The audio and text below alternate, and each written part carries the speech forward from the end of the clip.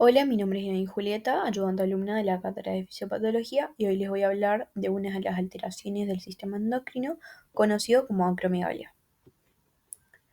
Para comenzar, deberíamos recordar cuál es la función normal de un eje hormonal que va a estar regulado por el hipotálamo, la hipófisis y la glándula diana, que luego va a ir a actuar a nivel de todos los órganos periféricos. Cuando nosotros vemos que hay una afección a nivel de la glándula diana, estaríamos hablando de una alteración primaria. Un ejemplo de esta podría ser una tiroidectomía total, donde la ausencia de la glándula tiroides va a producir una deficiencia de nuestras hormonas tiroideas. Cuando hablamos de alteración secundaria, vamos a ver que el defecto va a ser a nivel de la glándula hipófisis, ya sea por una hipofunción o hiperfunción de la misma. Como ejemplo, podemos hablar de un adenoma hipofisario de tipo funcionante que va a aumentar en exceso la liberación de las hormonas hipofisarias. Y por último, tenemos a la alteración terciaria que va a ser dada a nivel del hipotálamo, que puede ser producida, por ejemplo, por un tumor hipotalámico. Es importante recordar esto para luego poder entender las distintas patologías hormonales. Ahora vamos a recordar un poco lo que es el eje hipotálamo-hipófisis hormonal del crecimiento para luego poder empezar a hablar de la acromegalia, que es el tema de esta clase. Entonces, como nosotros sabemos, el hipotálamo va a liberarnos la hormona liberadora de hormona del crecimiento, que va a ir a actuar estimulando a la glándula hipófisis para que nos libere a la hormona del crecimiento.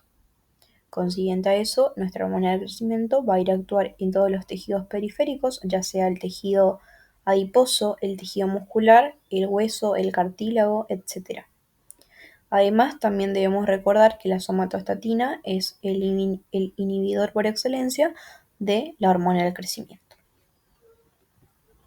Algo más a destacar debería ser que, como ya sabemos, nuestra hormona del crecimiento va a ir a actuar a nivel del hígado, generando la síntesis y liberación del factor similar a la insulina 1, que es el cual va a ir a actuar en los tejidos periféricos. Entonces, una vez recordado eso, podemos empezar a hablar del síndrome de acromegalia. Este síndrome va a ser un síndrome clínico caracterizado por la elevación crónica y sostenida de la hormona del crecimiento, luego de la cierre de las epífisis, por lo cual estamos hablando que se produce en la edad adulta. Una de las causas más comunes y frecuentes de este es el macroadenoma hipofisario funcional, que se da en un 75% de los casos de los pacientes que sufren de acromegalia. Este adenoma produce un aumento excesivo de nuestra hormona del crecimiento. Otra causa también podría ser un tumor hipotalámico con producción excesiva de hormona liberadora de hormona del crecimiento, lo cual va a ir a estimular también de manera excesiva a la hipófisis, aumentando a la GH. Este gran aumento de GH va a su vez a producir un aumento excesivo de factor de la insulina similar a insulina 1, que va a actuar en los tejidos periféricos, generando las distintas manifestaciones clínicas que vamos a ver que son características de esta patología. Algo más a destacar es que el gigantismo y la acromegalia son dos patologías totalmente distintas. Cuando nosotros hablamos de gigantismo, también hablamos de exceso de hormona del crecimiento, pero la diferencia es que esto es dado antes del cierre de las epífisis. Entonces estaríamos orientándonos a la niñez, que es lo que lo distingue de la acromegalia que se da en la edad adulta.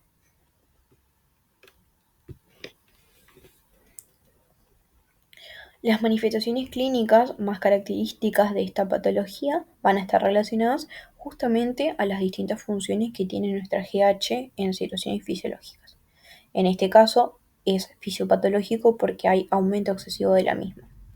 Entonces, una de ellas es el crecimiento acral en las extremidades tanto de las manos como de los pies de nuestro paciente, como se puede observar en la imagen. El aumento de las facies acentuadas en el paciente o el crecimiento de sus manos. También hay aumento de tamaño de huesos pequeños de manos y pies, de huesos membranosos de la cara y el cráneo, crecimiento de vísceras y glándulas. Por ejemplo, se puede producir una hipertrofia ventricular. También tenemos el crecimiento de los tejidos blandos. Como podemos ver también en la imagen del paciente, hay un agrandamiento de la nariz que puede ser producido justamente por este aumento en el tejido, por ejemplo, cartilaginoso. Otras manifestaciones clínicas importantes de reconocerlas pueden ser las alteraciones cardiovasculares. La hipertensión arterial es muy común en estos pacientes. También tenemos a la aterosclerosis, a la cardiomiopatía y a la hipertrofia ventricular. Son todos factores de riesgo para nuestro paciente y para su corazón. Luego también tenemos alteraciones metabólicas. Como sabemos, la AGH produce una disminución en la captación de glucosa que en exceso puede generarnos una resistencia a la insulina y como posterior consecuencia una diabetes mellitus. También tenemos las dislipidemias, ya que la AGH produce un aumento y estimulación de la lipólisis, lo cual va a aumentarnos a los ácidos grasos libres en la sangre. También tenemos alteraciones visuales y neurológicas. La alteración visual más común es la hemianopsia bitemporal, que es una alteración en el campo visual que puede ser producida por la compresión que genera el adenoma hipofisario.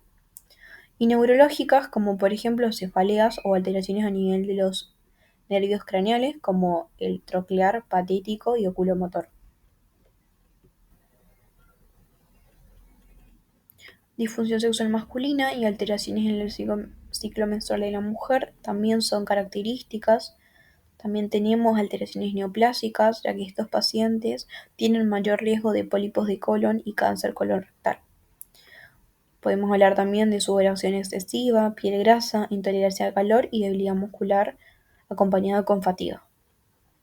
Entonces, para finalizar, podemos decir y mencionar que para poder recordar y reconocer las manifestaciones clínicas de este síndrome, deberíamos primero reconocer las funciones normales que va a tener la hormona del crecimiento. De esta manera va a sernos mucho más fácil poder recordarlas de manera patológica. Muchas gracias.